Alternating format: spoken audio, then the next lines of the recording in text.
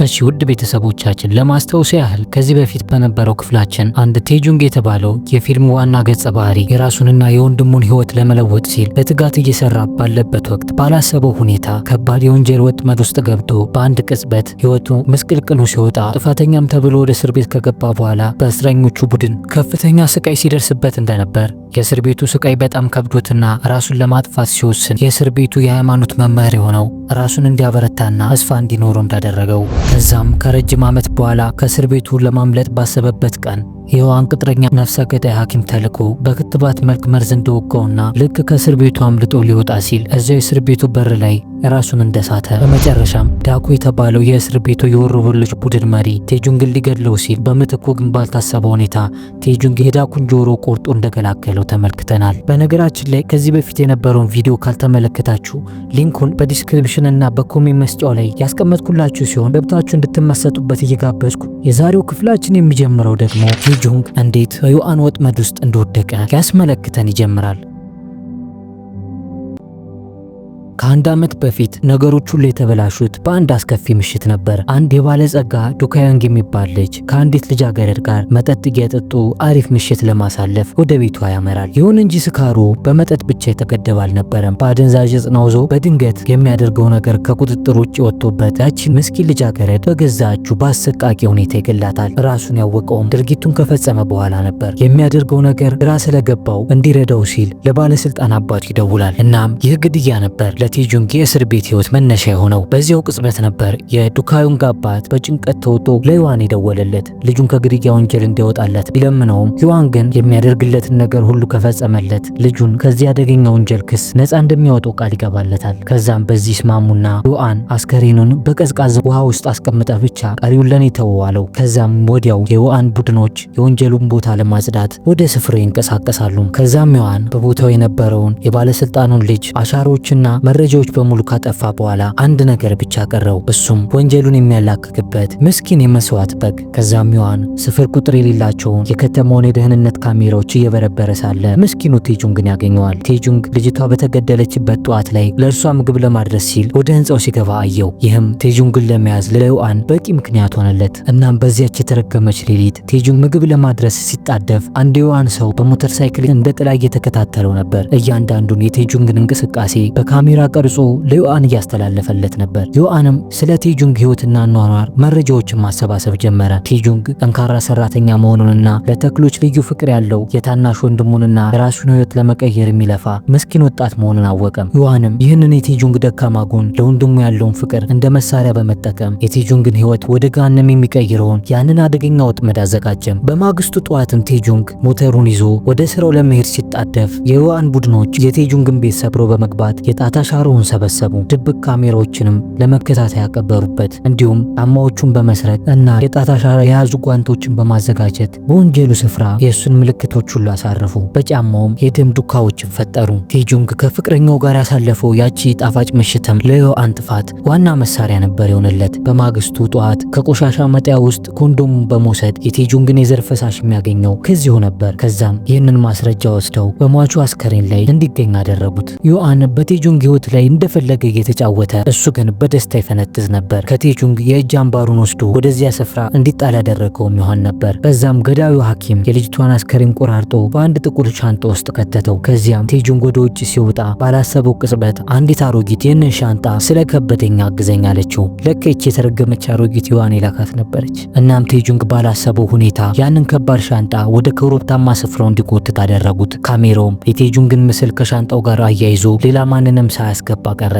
ወጥመዱም ይበልጥ እየጠበቀበት መጣ። በጣም የሚያስገርመው ነገር ደግሞ በደረጃው ላይ የጠወለገ ተክል ያስቀመጡት እነርሱ ሆን ብለው አውቀው ነበር። ምክንያቱም ቴጁንግ ያንን የጠወለገ አበባ ለመንከባከብ ሲሞክር ጊዜ እንደሚፈጅበት ስላወቁ ነበር። እሱ ተክሉን ለመንከባከብ የፈጀበት ጊዜ በፖሊስ ወንጀሉን ለመፈጸም የፈጀበት ጊዜ ነው ተብሎ በማስረጃነት ቀረበበት። እያንዳንዷ ሰከንድ፣ እያንዳንዷ የጣት አሻራና እያንዳንዷ እርምጃ በዩአን እጅግ በዝርዝርና በጥንቃቄ በተሞላበት ሁኔታ ተተንትኖ የተዘጋጀ ነበር። ቴጁንግ በራሱ ላይ እንኳን ምን እየተፈጸመ እንደነበር ለማወቅ እድል አልነበረው። እናም ያለምንም ኃጢአቱ በራሱ የጣት አሻራ፣ በራሱ የዘር ፈሳሽና የጫማ አሻራ ተተብትቦ ፍጹም በሆነው የዮአን የእስር ወጥመድ ውስጥ ወደቀም። ከዛ ፊልማችን አሁን ላይ እነ ቴጁንግ እንዴት ከእስር ቤቱ ተይዘው የዮአን መጫወቻ እንደሆነ ያሳየናል። ያቺ 12 እስረኞችን የጫነችው መኪና ሌሊቱን ሙሉ ስትጓዝ አድራ ወደ አንድ ትልቅ መጋዘን ውስጥ አስገባቻቸው። ወታደሮቹ እስረኞችን አውርደው ወደ አንድ ሰፊ አዳራሽ አስገቧቸው። ከፊታቸው በጣም የሚያስጎመጁ ምግቦች ተዘርግተው አገኙ።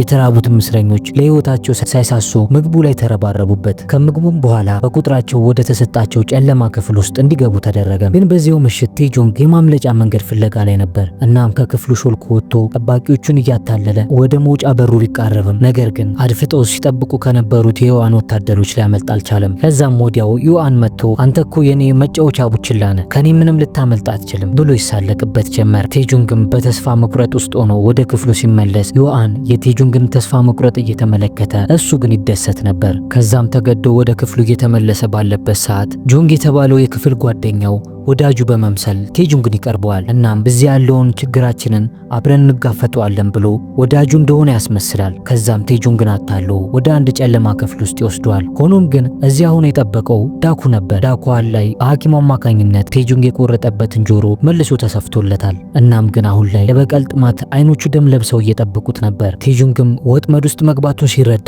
ወዲያውኑ ራሱን ለፍልም ያዘጋጀም። እናም እንደለመዱት ዳኩና ቴጁንግ መተናነቃቸውን ሲጀምሩ የወታደሮቹ የጥይት ድምፅ አዳራሹን አናወጠው። እናም ሁሉም ፍልሚያቸውን ለማቆም ተገደዱ። የሁሉ አልፎ በማግስቱ ጠዋት ከፍተኛ የሚረብሽ የሙዚቃ ድምፅ እስረኞቹ ላይ ተለቆባቸው ከእንቅልፋቸው እንዲነሱ ይደረጋሉ። ግራ እንደተጋቡም ዩኒፎርማቸውን ለብሰው መጀመሪያ ሲገቡበት ወደ ነበረው አንድ ሰፊ ቦታ ይሄዳሉ። ከዛም በአንድ ጮክ ብሎ መናገር ጀመረ። ጠዋታችሁ አሁን ይጀምራል። ከፊታችሁ የምታዩት ሰፊ የመኪና መወዳደሪያ መንገድ የናንተ ነው። እያንዳንዱ እስረኛ በዕጣ የተመደበለትን መኪና እየነዳ መወዳደር ግዴታው ነው። በዚህ ውድድር ምንም አይነት ህግ አይኖርም ብሎ መናገር ጀመረ። ያው ዮአን ያዘጋጀው ውድድር ከዚህ በፊት ይመለከተው የነበረው ተራ መኪና ውድድር ምንም አደጋና ሞት ስላልነበረው በዛ ስላልተደሰተ አሁን ግን ሞትና አደጋ ያለው ውድድር ለራሱ አዘጋጅቶ መዝናናት ነበር። በውድድሩ ላይ ምንም አይነት ህግ የለም። እስረኞቹ አንዱ አንዱን ገለው የመጨረሻው መስመር ላይ እንዲደርሱ ፈቃድ ተሰጥቷቸዋል። ስለዚህ አንዱ አንዱን እየገደለ እስካላጠፋ ድረስ መጨረሻ የሌለው ፍልሚያ ነበር። በተጨማሪም የጨዋታው ዋና ዓላማ ግን እስረኞቹን ነፃ ማውጣት ሳይሆን ዮአን ታላላቅ ባለሀብት ጓደኞቹን ጠርቶ እስረኞቹን እንደ አውሬ አደን ሲተዳደኑ እያዩ እንዲዝናኑና በምትኩ ውድድራቸውን በዓለም ላይ በማሰራጨት ከፍተኛ የቁማር ገንዘብን ለማግኘት አስቦ ነበር። ምን አለበት የሰውዬ ጭንቅላቱን ለጥሩ ነገር ቢጠቀሙ። ዮአንም ይህንን ማብራሪያ እየሰጠ ባለበት ሰዓት አንድ እስረኛ አንተ ምን አይነት እብድ ሰው ነህ? ለአንተ ደስታ ስንል እኛ እንደ ቅጠል መርገፍ አለብን እንዴ ብሎ ሲጠይቀው ዮአን ግን ግንባሩ ላይ በስናይፐር ብሎ ነበር ምላሽ የሰጠው። ይህንን ሲመለከቱም ሲያጉረመርሙ የነበሩት እስረኞችም በፍርሃት አንገታቸውን ደፉ። ከዚህ በኋላ ማንም ሊናገር አልደፈረም። ንግግሩን እንደጨረሰም ወዲያው አንድ የጭነት መኪና መጣና ፊት ለፊታቸው ቆመ። መኪናው ሲከፈትም ለማመን የሚከብድ በጣም ብዙ ገንዘብ ጭኖ ነበር። እናም አሸናፊው ሰው ይህንን ሁሉ ገንዘብ እንደሚወስድ ይነገራቸዋል። የገንዘቡ ብዛትም የእስረኞቹን አይን አበራው። በዛም በዩኒፎርማቸው ላይ ያለውን ቁጥር ተከትለው የተዘጋጀላቸውን መኪና ሄደው እንዲረከቡ ነገራቸው። በዚያው ቅጽበትም የዮአን ሀብታም ጓደኞች ይሰበሰቡና ውድድሩን ለመከታተል መቋመጥ ይጀምራሉ። እስረኞቹም እንደተባሉት የመሞቻ መኪናቸውን ለመረከብ ወደ የጋራዦቻቸው አመሩ። ዳኩ የደረሰው መኪና አሮጌና የተሰባበረ በመሆኑ በቁጭትና በንዴት በጣም ይጮሃል። በአንጻሩ ጋንግና ጆንግ በጣም የሚያማምሩ የውድድር መኪኖች አግኝተዋል። ስለዚህ ውድድሩን ለማሸነፍ ተስፋቸው ለመለመ። ቴጁንግ ግን መኪናውን ሲመለከት ምንም አይነት ስሜት አላሳየም። የደረሰው መኪና ግን ምን አይነት ጉልበት እንዳለው የሚያውቀው እሱ ብቻ ነበር። ከዛም እስረኞቹ በጋራዡ ውስጥ ያገኙትን ማንኛውንም ብረትና መሳሪያ ተጠቅመው መኪናቸውን ለውጊያው መጠጋገን ጀመሩ። ዮአን ግን ከጀርባው ሌላ ድብቅ ሴራ ነበረው። ይህን ውድድር በመላው ዓለም ለሚገኙ ቁማርተኞች በቀጥታ በማስተላለፍ ቢሊዮን ዶላሮችን ለመሰብሰብ አሰብስፏል። ጓደኞቹ ያን ሁሉ ብር ግን ለሽልማት ልሰጣቸው ነው ብለው ሲጠይቁት እሱ ግን ፈገግ ብሎ ባካችሁ ማንም መጨረሻው መስመር ላይ አይደርስም በማለት ሙሉ እስረኞቹን ለሞት እንዳዘጋጃቸው ለጓደኞቹ ነገራቸው። በማግስቱ ጠዋትም የቁርስ ሰዓታቸው ላይ ጆንግ የተባለው ወደ ቴጁንግ ይቀርብና ሰማኛለህ፣ ብቻን የምትሆን ከሆነ ትበላለህ፣ አብረን ከሆነም ግን ሽልማቱን እናሸንፋለን፣ እኩልም እንካፈላለን ሲል አጋሩ እንዲሆን ወተወተው። ቴጁንግ ግን ከዚህ በፊት ያደረገውን ያውቋልና ከማንም ጋር አጋር ለመሆን አልደፈረም። በሌላ በኩል ጋንግጄ ደግሞ ጓደኞቹን ሰብስቦ ከባድ መመሪያ ይሰጣቸው ጀመር። ሁላችንም ተባብረን ካሸነፍን ሽልማቱን እኩል ነው የምንካፈለው፣ ነገር ግን እያንዳንዱ እርምጃ በእኔ ትዕዛዝ ብቻ ነው የምትሆነው በማለት የእስር ቤት የጉልበት አገዛዙን ወደ ውድድሩ ሜዳ ይዞት መጣ። እዚህም ብልጥ ሊሆንባቸው ነው ማለት። ነገር ግን ከዚህ በኋላ ሁሉም እስረኞች ለገንዘቡና ለህይወታቸው ሲሉ ሰይፋቸውን ስለው መኪናቸው ውስጥ ለመግባት ተዘጋጅተዋል። ብዙም ሳይቆይ ጋንግ ጄ አንድ ብልጥ ሀሳብ አስበው ዮአንን ለማነጋገር ሄደ። ዮአንን ፊት ለፊት እየተመለከተ እሱ በእስር ቤት ውስጥ ሁሉም የሚፈራው ሰው እንደሆነና ያሰበውን ነገር ለማሳካት ከሱ ጋር አብሮ መስራት እንደሚችል ለዮአን ይነግረዋል። ዮአን ግን በጋንግ ጄ የቁልምጫ ቃላት ሳይሸወድ እሱ ወደ እስር ቤት ሲገባ 18 የወንጀል ማጭበርበር ታሪኮችን ፈጽሞ እንደገባ እያስታወሰው አንተ በዚህ ቦታ ያለ ስልጣን የኔ ገረድና የኔ አገልጋይ መሆን እንጂ የኔ አጋር መሆን አልተፈቀደለም ብሎ አሸማቆ ይመልሰዋል። ጋንግ ጄም እንደወጣ በቀጣይ ወደ ክፍሉ የገባው ዳኩ ነበር። ከዳኩ ጋር የተደረገው ስብሰባ ግን ይበልጥ አስፈሪና ደም የጠማው ነበር። ዳኩ ለዮአን እኔ በፍጹም ሽልማቱን አልመኝም፣ የኔ ብቸኛ ፍላጎት ያ ቴጁንግ የተባለ የተረገመ ልጅን በገዛ እጆቼ መግደልና ደሙን ጠጣት ብቻ ነው የምፈልገው ብሎ በድፍረት መናገር ሲጀምር ዮአን በዳኩ አይኖች ውስጥ ያለው የጭካኔ ነሳት ሲመለከት በሰይጣናዊ ደስታ ፈገግ ይላል። ዮአን ቀጠል አድርጎም በዚህ ጨዋታ ውስጥ የፈለግከውን ነገር ማድረግ ትችላለህ፣ ምንም አይነት ህግ የለም ሲለው ዳኩ በርካታ ስሜት ይሞላል። ለዮአን ዋናው ነገር ፍትህ አይደለም። እዚህ ማን አሸነፈ ማን ተሸነፈ ግድ አይሰጠውም። ለእርሱ ዋናው ነገር ጨዋታው በደም የታጀበ አሰቃቂና ለተመልካቾች እጅግ አዝናኝ ማድረጉን ብቻ ነው። እስረኞቹን እርስ በርስ እያጋደለ እነርሱን እንደ ቼዝ መጫወቻ በመጠቀም አሁን ላይ መድረኩን ለሞሽረት ፍልሚያ በሚገባ ዝግጁ አደረገው። ከዛ ወደ እስረኞቹ ጋራዥ ውስጥ ስንመለከት ጆንግ የሚያብረቀርቅ ስፖርት መኪናውን ለቴጁንግ እያሳየው ሳለ ቴጁንግ ግን መኪናውን ፈትሾ የጆንግን ደስታ የሚያቀዘቅዝ ሀቅ ነገረው። ይህ መኪና እንደምታስበው በጣም ምርጥ አይደለም፣ ውጪው ብቻ ነው የሚያምረው፣ እንግዲህ እግዚአብሔር ይርዳ ብሎ መርዶ ያረደዋል። በዚያው ቅጽበት በሌላኛው ክፍል ውስጥ ደግሞ አንድ ጉልበተኛ እስረኛ ሌላኛውን እስረኛ በብረት መቁረጫ እያስፈራራ ቁልፉን ቀምቶ መኪናውን ሲዘርፈው እንመለከታለን። አረመኔው ጋንግ ጄም ይህንን ዘረፋ ሲመለከት እርሱም እንደ እርሱ ማድረግ እንደሚችል ተረዳና ለቁጥር 3 ተሰጥቶት የነበረውን መኪና ለመቀማት ያቅዳል። ነገር ግን ከጆንግ ተከታዮች አንዱ እስረኛ ቴጁንግ አሁን እየፈተሹ ያለው የጆንግ መኪና በጣም ዘመናዊ ነው ብሎ ሲነግረው ጋንግ ጄ በስግብግብነት አይኖቹ ይፈጣሉ። ከዛም ሁሉንም የቡድኑ አባላት ወደ ጆንግ ሲላዘዘና መላው ቡድኑን አስከትሎ ወደ ጆንግ ጋራጅ መኪናውን ለመቀማት ይሄዳል። ከዛም ጆንግ የተሰረቀውን እስረኛ ድምጽ ሰምቶ ወደ ውጪ ሲወጣ የጋንግ ጄ አባላት ልክ እንደ ተራበ ተኩላ ወደ ክፍሉ ሲመጡ አየ። ጆንግም ወደ ክፍሉ ይመለስና ቴጁንግን እርዳታ እንዲሰጡ ይለምነው ጀመር። ቴጁንግ ግን ይህ እንደሚመጣ አስቀድሞ አውቆ ስለነበር መኪና ውስጥ ገብቶ ሞተሩን አስነስቶ እየጠበቀው ነበር። ከዛም ቶሎ ግባ ሲል ጆንግን ካስገባው በኋላ እስረኞቹ ወደ ክፍላቸው ሊገቡ ሲሉ መኪናውን ልክ እንደ መብረቅ በኃይለኛው በማስወንጨፍ ክፍሉን ሰብሮ ይወጣል። ቴጁንግ ግን ይመቸው ለነገሮች ሁሌም ዝግጁ ነው። በቃ ይህንን ሁኔታም ዳኩ ቆሞ እየተመለከተ ነበር። ወሮ በሎቹ ቴጁንግን አያስተርፉትም ብሎ እየጠበቀ ሳለ ቴጁንግ ግን በንፋስ ፍጥነት በሩን ገንጥሎ ሲወጣ በጣም ይናደዳል። በቴጁንግ እርዳታም ከዚህ ወጥመድ ውስጥ ያመለጠው ጆንግ ዳኩ ሲያፈጥበት ጊዜ አጋጣሚውን ተጠቅሞ ጣቱን አውጥቶ የስድብ ምልክት ያሳየዋል። ይህኔ እኮ ቴጁንግ ባይኖር በሎት ነበር። በዚህም ዳኩ በጣም ይናደድና ቴጁንግንም የሰደበውን ልጅም ለመግደል መኪናውን አስነስቶ ይከተላቸው ጀመር። እነ ቴጁንግም መኪናዋ ውጪኝ ብሎ እየተፈተለኩ ባለበት ሰዓት ሙጮው በር ላይ አንድ የዳኩ ተከታይ የመኪናው መንገዱን ዘግቶ ይጠብቃቸዋል። ቴጁንግ ግን ይህ መኪና አግዶ አልቻለም። መኪናውን በኃይል ገጭቶ ያልፍና ከነዳኩ መሸሽ ይጀምራል። እስረኞቹም ዮአን ሳይፈቅድላቸው በራሳቸው መንገድ ውድድሩን ጀመሩት። በሩጫ መንገዱ ላይም የሞት ድባብ ነገሰ።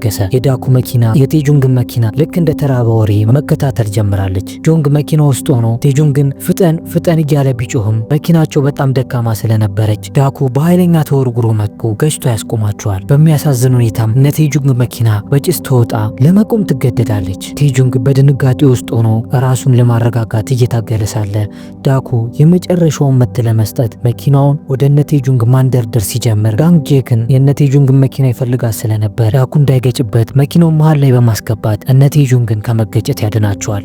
ይሄ ሰውዬ ግን ሳይፈልግ ትክክለኛ ነገር ሰራ። ቴጁንግም ለጥቂት ከሞት አፋፍ ይተርፋል። ዳኩ ግን አሁንም የቴጁንግ ደም ጠምቶት ስለነበር ከመኪናው ወርዶ ሊጨርሰው እየሄደ ባለበት ሰዓት ዮአን የማስጠንቀቂያ ጥይት ይተኩስበትና እውነተኛ ግጥሚያው ገና ነው፣ በዚህ የበለጠ አዝናኝ መሆን አለበት በማለት ጸቡን ያስቆመዋል። ከዛም እነ ቴጁንግ መኪናቸው ክፉኛ በመጎዳቷ እየገፉ ወደ ጋራዡ ለመመለስ በሚሞክሩበት ጊዜ ጥቂት ሜትሮችን ከሄደች በኋላ ሞተሩ በድንገት ይፈነዳና መኪናው በእሳት ይጋያል። ስለዚህ ምንም አማራጭ ስላልነበራቸው በእግራቸው ወደ ክፍላቸው እየተመለሱ ባለበት ሰዓት ቴጁንግ ካሉበት መጋዘን ወደ ውጭ የሚያስወጣ አንድ አቀበት ይመለከታል። በማግስቱ ጣትም ባልታሰበ ሁኔታ ቴጁንግ በድፍረት ወደ ዮአን ይሄዳል። ዮአንም በግፍ በግርምት ለምን መጣ ሲል ሲጠይቀው ቴጁንግ ያዘጋጀው ውድድር በጣም አስደሳችና እንደተመቸው ለመግለጽ እንደሆነ ይነግረዋል። ዮአንም ወደ ውጪ ለብቻው ይዞት ወጥቶ በደንብ ያናግረው ጀመር። ቴጁንግ ግን ይህንን አጋጣሚ ተጠቅሞ የፋብሪካውን እያንዳንዱን ጥጋጥግ በንቃት እየሰለለ ነበር። ከዛም ወደ ውስጥ መለሰውና አንድ መጠጥ ይጋብዘዋል። ነገር ግን እያንዳንዷ የዮአን ግብዣ የተንኮል ወጥመድ የተሞላባት ስለነበረች ቴጁንግ አልፈልግም ይላል። ምሽት ላይም ቴጁንግ ከፈራረሰችውና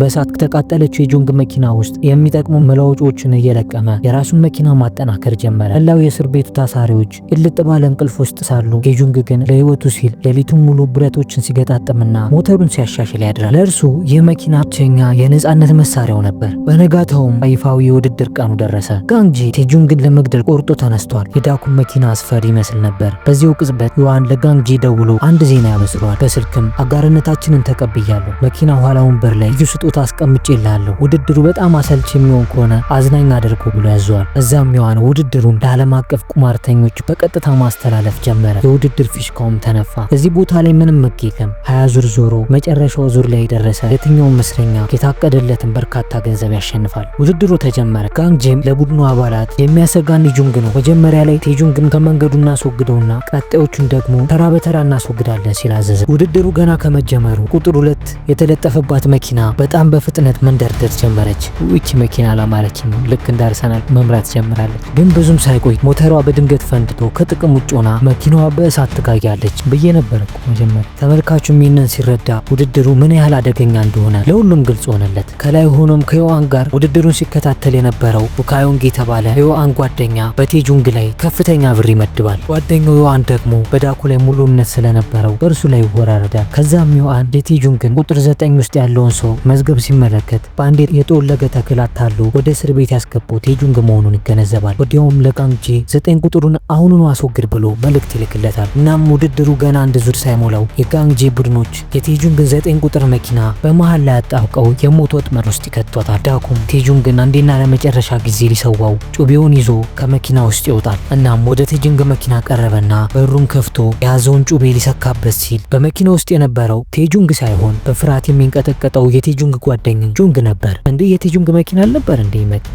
አሃ ለካ የዚህ ልጅ መኪና በእሳት ጋይታ ስለነበር ቴጁንግ የራሱን መኪና ሰጥቶት እና ግን ቴጁንግ የት ገባ? በዚያው ቅጽበትም ቴጁንግ ወዲያው በአንድ ሞተር ሳይክል ይከሰታል። ከዛም እንደ መብረቅ ይወነጨፍና የሚቀርጸውን የድሮን ካሜራ ሰብሮ ወደ ውድድሩ ውስጥ ይቀላቀላል። ዮአንም ይህንን ሁኔታ ሲመለከት በጣም አስደስቶት ውድድሩ በጣም አጓጊ ሆነለት። እዛም ቴጁንግ ሞተሩን በፍጥነት እያስነሳ ወደ ነዳኩ መኪና በፍጥነት ይነደዋል። የሁለቱ አሳዳጆቹ መኪና ገጥሞ እርሱን ለመደፍጠት በሚያስቡበት ጊዜ ቴጁንግ ልክ እንደ አሜሪካ አክሽን ፊልም በሞተሩ በላያቸው ላይ ተስፈንጥሮ እንደ አሞሬ ይበርና ያመልጣቸዋል። ከዚህ በኋላ አሳዳጅና ተሳዳጅ ቦታቸውን ይቀያየራሉ። ዳኩና ጋንግጂን በቁጣ ተሞልተው ቴጁንግን ማሳደድ ይጀምራሉ። ከዛም ዮአን ለጋንግጂ ይደውልለትና አሁኑኑ ያስቀመጥኩልን ስጦታ ተጠቀም ሲል በጣም በንዴት ያዟል። ዮአን ለጋንግጂ የሰጠው ያልዩ ስጦታ ሽጉጥ ነበር። ከዛም ጋንግጂ ሽጉጥን አውጥቶ በቴጁንግ ላይ እያነጣጠረ ተኩስበት ቢሞክርም ቴጁንግ ግን በብላት ወደ አንድ ጨለማ ክፍል ውስጥ ገብቶ ይሰለብባቸዋል። ከዛም አንድ የእሳት ማቀጣጠያ ሲሊንደር ከሞተር ሳይክሉ ጋር አስሮ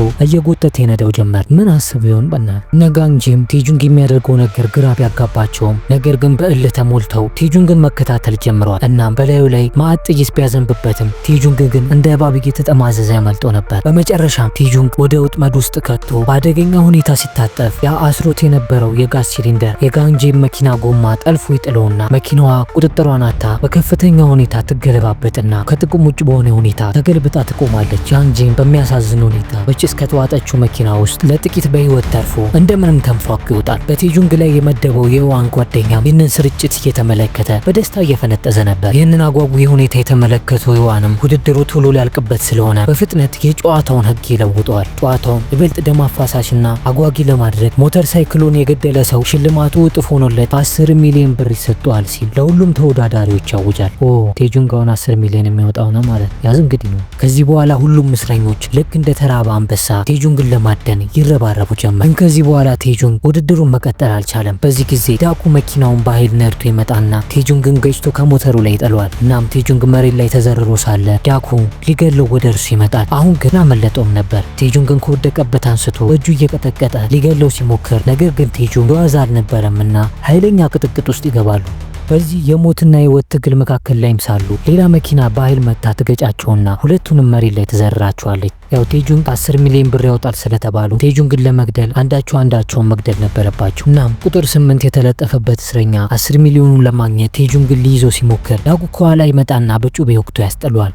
እና አሁንም በድጋሚ ቴጁንግ ሊያብላላው ወደ እርሱ በሚራመድበት ጊዜ ቴጁንግ ግን አሁን ላይ የዋዛ አልነበረም። ዳኩን ባላሰበው ሁኔታ ሰስ ጎኑን ይመታውና እንዳይሞት እንዳይድን አድርጎ መሬት ላይ ይዘርሯል። በመጨረሻም የማይበገረው ዳኩ በቴጁንግ እጅ ተሸንፎ መሬት ላይ ይዘረራል። በዚህ ጊዜ ዳኩ መሬት ላይ እንደተዘረረ ዮአን ይመለከትና በጣም ይናደዳል። ስለዚህ ቴጁንግ የመደበውን ገንዘብ አሸንፎ እንዳይወስድበት ስለፈራ ስናይፐሩን ማነጣጠር ይጀምራል። ዮአንን እንግዲህ ሲያፋፍር ማለት ነው። በዚህ መሃልም አንድ በህይወት የተረፈ እስረኛ እየሮጠ መጥቶ ቴጁንግን ባላሰበው ሁኔታ ያንቀውና ትንፋሹን ሊያቋርጥበት ይሞክራል። ነገር ግን ዮአን በስናይፐሩ አነጣጥሮ ቴጁንግን ራሱ መግደል ስለፈለገ ይዞት የነበረውን እስረኛ ግንባሩን ብሎ ይጥልለታል። ከዛም ቴጁንግ በፍጥነት ከዮአን ገዳይ ጥይቶች ለማምለጥ በየመኪናው ጥጋት እየተለጠፈ ያመልጥ ጀመር። በመሃልም ዮአን ጥይቱ ያልቅበትና ለመሙላት በድጋሚ ሲያቀባብል ይህንን ክፍተት ተጠቅሞ ቴጁንግ ሞተር ሳይክሉን አስነስቶ በፍጥነት መክነፍ ጀመረ። በዚህ ጊዜ አንድ እስረኛ በመኪና ሆኖ ቴጁንግን መከታተል ጀመረ። ዮአንም ባለማቋረጥ በስናይፐሩ ጥይት ቴጁንግን ለመግደል እየሞከረ ነበር። በመጨረሻም አንድ ትልቅ የውሃ ታንከር ወድቆ ቴጁንግን እንዲገል በማለት የውሃ ታንከሩን አነጣጥሮ ሲመታ ቴጁንግን ከኋላ ሆኖ ሲከታተል የነበረው መኪና ላይ በኃይል ይወድቅና በሰቅጣጭ ሁኔታ ይገለዋል። ቴጁንግም ከዚህ ወጥመድ ለጥቂት ይተርፋል። በድንገት ቴጁንግም ሞተር ሳይክሉን ያቆማል። ካሜራውም በደም የተለወሰውንና በቆራጥነት የተሞላው ፊቱን አቅርቦ ለዮአን ያሳየዋል። ዮአንም የቴጁንግን ፊት ሲመለከት ይበልጥ ውስጡ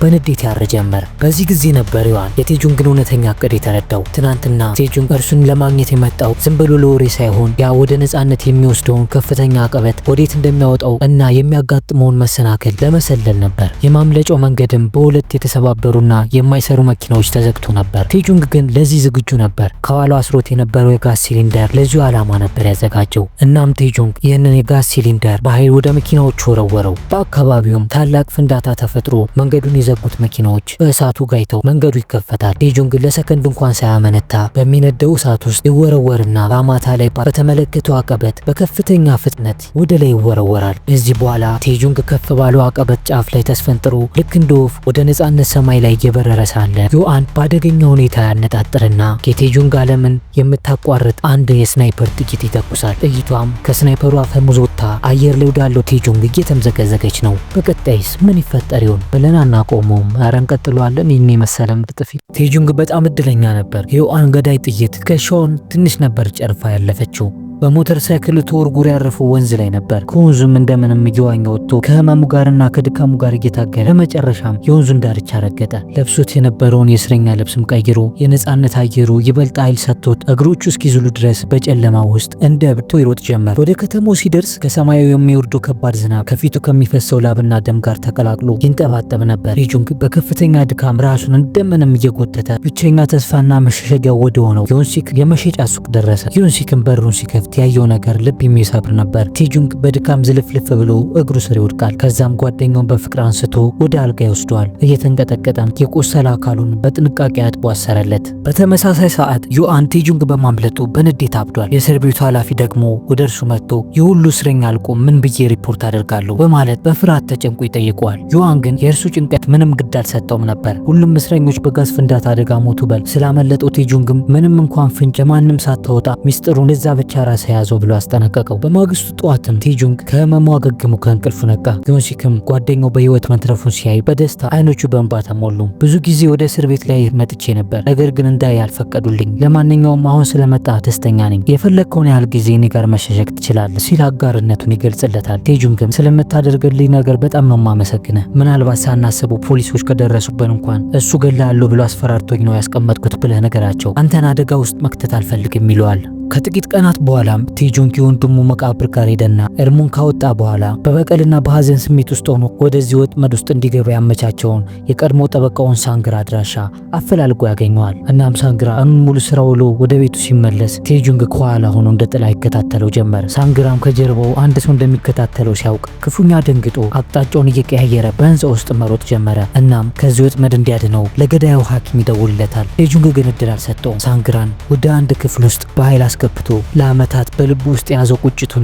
እየደበደበ ተወጣበት። ሳንግራ ምንም ያህል እንኳን የቴጁንግ ድብደባ ቢበረታበትም እውነቱን እየደበቀ አስቸገረው። ቴጁንግም በጣም ይናደድና እግሩ ላይ ጩቤ ሲሰካለት ከዚህ በኋላ እውነቱን መደበቅ አልቻለም። እሱን የቀጠረው ዮአን እንደሆነና ሰዎች ባላወቁት ሁኔታ የግል ማስረጃቸውን በመሰብሰብ ሀብታሞች ወንጀል ሲፈጽሙ በእነዚህ ምስኪኖች ላይ በመለጠፍ ሀብታሞቹን ነፃ እንደሚያወጡ ቴጁንግም የዚህ ሰይጣናዊ ስሌት ሰለባ እንደነበር ነገረው። ቀጣዩ ሰለባ ማነች ሲል ጠየቀው። ሳንግራም በቀጣይ ሶዮንግ የምትባል አንዲት ሴት ቀጣዩ ሰለባችን ነች። አንድ ባለጸጋ በቅርቡ ግድያ ስለፈጸመ የእሷን ማስረጃዎች በወንጀሉ ቦታ አስቀምጠን ልክ እንዳንተ ልናስይዛት ነው አለው። ቴጁንግም ንግግሩን እስኪጨርስ አላስጠበቀውም። ዘሎ አንቆ ተከመረበትና ወንድሜን የገደልኩ አንተ ነህ አይደለ ሲል እየጮኸ ይጠይቀው ጀመር። ሳንግራም አዎ፣ ከኋላዋ ላይ እየተከተለ ስራችንን እንዳያበላሽ እኔ ነኝ የገደልኩት ይለዋል። በዚህ ውጥረት መሃልም ገዳዩ ሐኪም እንደ መንፈስ ዘሎ ወደ ክፍሉ ይገባና ቴጁንግን ያጠቃው ጀመር። ቴጁንግም በእስር ቤት ውስጥ ሆኖ በመርዝ የመረዘው ሰው መሆኑን ሲያውቅ ወንዱ መጥቶ በኃይለኛው ይጨፋጨፉ ጀመር። በዚህ መሃል ሳንግራ እንደምንም ተነስቶ ቴጁንግን ከጀርባ ሆኖ ያጠቀዋል። ቴጁንግን በምሬት ሳንግራን አንቆ ሊገለው ሲል ሐኪሙ ወደ ውጭ ወጣና ቦምብ ወደ እነርሱ ወርውሮ የክፍሉን በር ከውጭ ይዘጋዋል። ቴጁንግን ቦምቡን ሲያይ ለሰከንዶች ብቻ ነበር እድል የነበረው። አዲስ ወጥመድ ውስጥ ልትገባ ያዘጋጇትን ልጅ ፋይሏን አጥብቆ በመያዝ በመስኮት በኩል ዘሎ ይወጣል። ቴጁንግ ምንም እንኳን አካሉ ቢቆስልም ምስኪን ታዳኛዋን ሶዮንግን ለማዳን ካለው ጽኑ ፍላጎት የተነሳ እንደምንም ህመሙን ችሎ እየተራመደ ወደ ቤቱ ደረሰ። በተመሳሳይ ሰዓትም ዮአን በግል ስፖርት መለማመጃው ከሰለጠኑ ተዋጊዎቹ ጋር የሰይፍ ፍልሚያ ልምምድ ላይ ነበር። ግን እርሱ ለመግደል ካለው ጽኑ ፍላጎት የተነሳ በእውነተኛ ሰይፍ ነበር የሚለማመደው። ተፋላሚው ተሸንፎ መሬት ላይ ወድቆ እንኳን መግደል ወደ ኋላ አይለም ነበር። በዛ ሁኔታ ውስጥ እንዳለ ህዳዩ ሐኪም አስቸኳይ ስልክ ይደውልለታል። ዮአንም ቴጁንግ ማምለጡን ሲሰማ በንዴት ሐኪሙን ወዲያው ሊያገኘው እንደሚፈልግ ይነግረውና ሐኪሙ ወዳለበት ያቀናል። ሐኪሙ ቴጁንግን እንዲገድል ምንም እንኳን ቢታዘዝም ስራውን በአግባቡ አልተወጣም። በተጨማሪም ዮአን የሚፈጽማቸውን አሰቃቂ ግድያዎች የሚያውቅ ብቸኛ ሰው ነው። በዚህ ላይ ቴጁንግ የሳንግራን ፋይል መውሰዱና ራሱን እንኳን አለመከላከሉን ሲረዳ ዮአን ሚስጥሩ በሐኪሙ በኩል ሾልኮ እንዳይወጣበት ሲል በአሰቃቂ ሁኔታ ይገለዋል። ዮአን ሐኪሙን በመግደሉም ሌሎች ተከታዮቹን ካልተሳካላችሁ መጨረሻችሁ እንዲህ ነው የሚል ማስጠንቀቂያ ትምህርት ይሰጣቸዋል። በነጋታውም ሙሰኛውን መርማሪ ያገኘውና ቴጁንግ የተባለውን እስረኛ ባገኘበት ቦታ ሁሉ ጨርሰው ሲል ያዘዋል። ወደ ቴጁንግ ስንመለስ ደግሞ ቴጁንግ እስር ቤት ውስጥ ሆኖ የደረሰበትን ሰቆቃ ለዮአን ሲተርክለት ዮአንም ባውን መቆጣጠር አልቻለም። እናም ጓደኛውን በጥልቅ ስሜት ውስጥ ሆኖ ያቅፏል። ቴጁንግም በዚህ በክደት በተሞላ ዓለም ውስጥ እንዲዮንሲክ ያለ ታማኝ ወንድም በማግኘቱ በጣም ይጽናናል።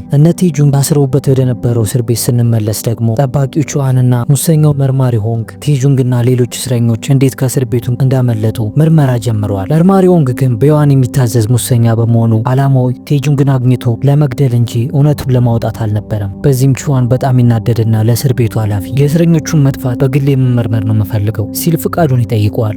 ቹዋን እነሱ እኮ ገንዘብ ተቀብለው እስረኞቹን እንዳስመለጧቸው አላወቅም። የእስር ቤቱ ኃላፊ መርማሪውን ትክክል ነው፣ የሚፈልገው ማንኛውንም መረጃ በመስጠት ከስር ሆነ አብረ ስራ በማለት ረዳት ሆኖ እንዲሰራ አዘዋል። ከዚህ በኋላ ቹዋን ጥርጣሬ ያድርበታል። መርማሪውን ቴጁንግን ለማግኘት የሚጓጓው ለፍትህ ሳይሆን ለግል ጥቅሙና ለዮአን ታማኝነቱን ለማረጋገጡ መሆኑን ስላወቀ በመካከላቸው የነበረው ትብብር ወደ ጥርጣሬ ተቀየረ።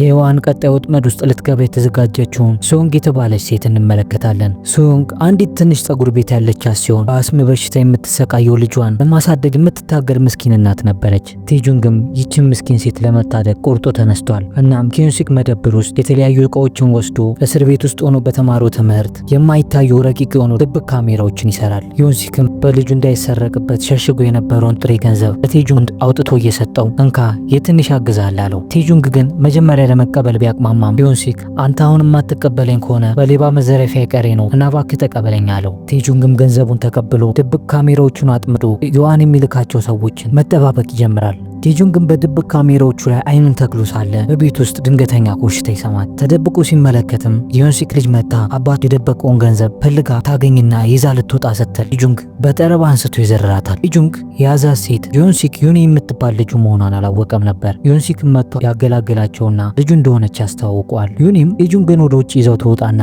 አሁን የቀማኝን ገንዘብ የማትመልስ ከሆነ እኛ ቤት መደበቅህን ለፖሊስ አመለክትብሃለሁ ብላ ታስፈራረዋለች። ቴጁንግም ገንዘቡን ከመመለስ ውጭ አማራጭ አልነበረም። አልነበረውምና ይሰጣታል። ዮንሲክ ግን ጓደኛው መመታቱን ቢያውቅም ልጄ ላይ ቂም እንዳትይዝባት፣ ልጄ ደግናት፣ ውስጧ ንጹህ ነው እያለ ቴጁንግን ያጽናናውና ያረጋጋው ጀመር። ወደ መርማሪዎቹ ስንመጣ ደግሞ የጠበቃው ሳንግራ መገደል በጣም አስገርማቸዋል። ሲዋንና ሆንግም ምርመራቸውን ቀጥለው ሳለ ሳንግራ ከመሞቱ በፊት ቴጁንግ ወደ ቤት ውስጥ ገብቶ እንደነበር ይመለከታሉ። በዚህ መሃል ቴጁንግ ሊዮንሲክ እና ዮዋን እንዴት በረቀቀ መልኩ ሰዎችን እንደሚያጠምዱ እያስረዳው ነበር። ወደ ዮዋን ስንመጣ ደግሞ በሀገሪቱ በጣም ታዋቂ የሆነች አርቲስት ግድያ ላይ አዲሷን ታዳኝ ሱዮንግን ተጠያቂ ለማድረግ የምትጠቀምበትን መቀስና አንድ የስልክ ማስረጃ ለመጠቀም አቅደው ነበር። በተመሳሳይ ሰዓትም ሊዮንሲክ ቤት መርማሪዎቹ ነቹሃን ይመጡና ቴጁንግን ያለበትን ቦታ ካወቀ እንዲጠቁማቸው ይጠይቁታል። ዮንሲክ ግን እስር ቤት እየተመላለሰ ከመጠየቅ ውጪ ማምለጡን እንኳን ሰምቶ እንደማያውቅ ይነግራቸዋል። ወደ መደብር ውስጥም ገብተው እየተዘዋወሩ የተለያዩ ፍንጮች ያገኙ እንደሆነ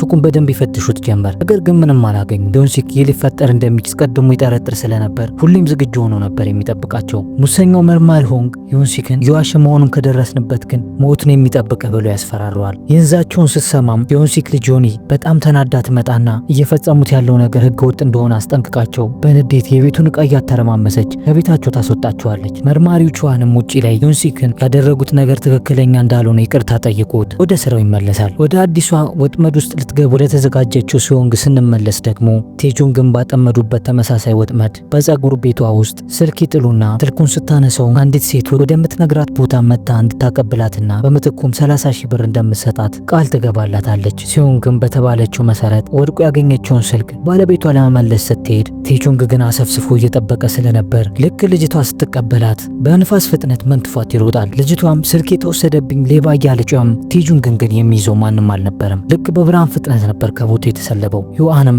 እቅዱ መክሸፉን ሲሰማ በንዴት እንደ እብድ ሆኖ በቤት ውስጥ ያሉትን በብዙ ሚሊዮን ብር የሚያወጡ ውድ ቅርሶችን መሰባበር ጀመረ። የሀብታም ንዴት እኮ ያስጠላል። ዕቃ በመስበር ነው ንዴታቸው የሚወጡት። ምሽት ላይም ስልኳ የተሰረቀባት ሴት ተራ ሌባ የወሰደባት መስሏት ለቴጁንግ ትደውልለትና ስልኩ በጣም ብዙ መረጃ ስላለው እንዲመልስላትና በምትኩ ብዙ ገንዘብ እንደምትሰጠው ቃል ትገባለታለች። ቴጁንግም ልጅቷን በድብቅ ለመከታተል ያስብና ስልኩን ለመመለስ ፈቃደኛ ይሆናል። እና ማታ ላይ በቀጠረችው ቦታ ይገኝና እሷን በቦታው እንደደረሰች ስትደውልለት ስልኩን ፊት ለፊቷ ባለው ህንፃ የህዝብ መጸዳጃ ውስጥ እንዳስቀመጠው ይነግራታል። እሷን በነገራት አቅጣጫ ትሄድና ስልኳን ታገኘዋለች። በዚህም በጣም ትደሰትና ገንዘብ ልትሰጠው ስትፈልግ እሱ ግን በቦታው አልነበረም። ከዛም ልጅቷ ወደምትሄድበት በጸጥታ ይከታተላት ጀመር። በመጨረሻም ልጅቷ የዋን ቡድኖች የሐሰተኛ ማስረጃዎችንና የመስኪኖቹን ንብረት ወደሚያዘጋጁበት ምስጢራዊ መጋዘን አደረሳት። ቴጁንግም በጸጥታ ወደ ውስጥ ገብቶ አንዱን ጠባቂ ደፋውና የእሱን ልብስ ለብሶ ሰራተኞቹን ተመሳስሎ ወደ ውስጥ ይገባል። ውስጥ ላይም ወንጀለኞቹ የሚሰሩት ነገር በጣም አስገራሚ ነበር። እያንዳንዷን ሁኔታም በስልኩ በማስረጃነት እየቀረጸ ነበር። ግን በዚህ መሃል አንድ ጠባቂ ነቃበትና ወዲያው የነሱ ሰው እንዳልሆነ አውቆ ቃት ይከፍቱበታል። በዚህ ጊዜ ሌሎቹም ጠባቂዎች መጥተው ይረባረቡበትና አደገኛ ፍርሚያ ውስጥ ይገባል። ነገር ግን እነርሱ በቁጥር ብዙ ስለነበሩ እግሬ አውጪኝ ብሎ ዘሎ ያመልጣል። ወደ ምስኪኗ ሱዮንግ ስንመጣ ደግሞ በፀጉሩ ቤቷ ውስጥ ሆና ከዮዋን የተላከች አንዲት ጨካኝ ነፍሰ ገዳይ ወጥመዱ እሷ ላይ ስላልሰራ ቴጁንግን በማስረጃ እንዳያቀርብባቸው ለሞቱ እያዘጋጀቻት ነበር። ሱዮንግም የልጅቷ ሁኔታ ስላላማራት በፍጥነት ለፖሊስ ለመደወል ስልኳን ስትፈልግ ገዳይዋ ግን ትቀድማትና አንገቷን አንቃል ልክ ነፍሷን ልታጠፋ ስትል ቴጁንግ በሞተር ሳይክሉ የፀጉር ቤቱን መስታወት ሰብሮ ይደርስላታል። በሁለቱም መካከል የሚሰቀጥጥ ፍልሚያ ይካሄዳል።